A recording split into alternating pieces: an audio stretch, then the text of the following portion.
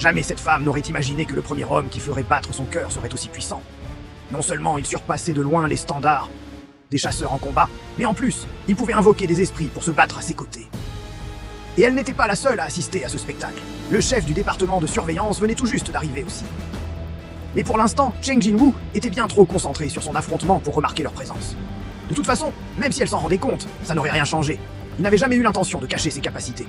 Pendant que certains profitaient d'un calme relatif, le terrible boss, lui, dominé non seulement par le nombre, mais aussi par sa capacité effrayante à transformer l'énergie des orques déchus en nouvelles troupes. La situation devenait critique. Il fallait agir. Alors que le boss lançait une énorme boule de feu, sûr de son triomphe, Cheng Jinwoo esquiva avec une facilité déconcertante. Piqué dans son orgueil, le boss décida d'intensifier son attaque pour la réduire en cendres. Mais dans sa rage, il ne réalisa pas qu'il anéantissait aussi ses propres alliés. Et juste au moment où il pensait avoir gagné, bam! Cheng Jinwoo réapparut derrière lui et lui planta sa lame en plein dans l'œil droit. Son immense taille, qui lui avait tant servi, devenait maintenant son plus grand défaut. Sans ses gardes pour le protéger, il était une cible parfaite pour une embuscade. Fou de colère et de douleur, le boss transforma tout autour de lui en un véritable brasier.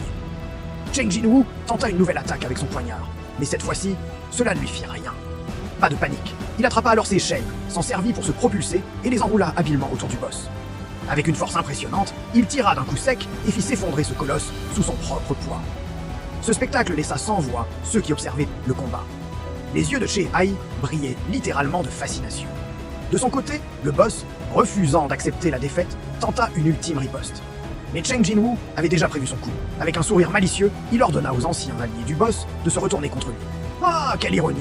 Une fois le combat terminé, Cheng Jinwoo ne perdit pas de temps et utilisa ses pouvoirs pour récupérer des nouvelles recrues dans son armée d'ombre. Il était ravi, son équipe venait encore de s'agrandir. Mais en se retournant, il réalisa soudain que tout un groupe de personnes avait assisté à toute la scène. Oups! Alors qu'il cherchait une excuse pour se sortir de cette situation, le chef du département de surveillance intervint. Avec un air sérieux, il déclara que tout cela relevait du secret défense et qu'aucune explication supplémentaire ne pouvait être donnée. Personne n'osa insister après ça. Avant de partir, Sun Jik-sun s'adressa quand même à Cheng Jinwoo. « Je ne sais pas quel secret tu caches, mais ce que je sais, c'est que tu nous as sauvés. Alors au nom de tout le monde, merci.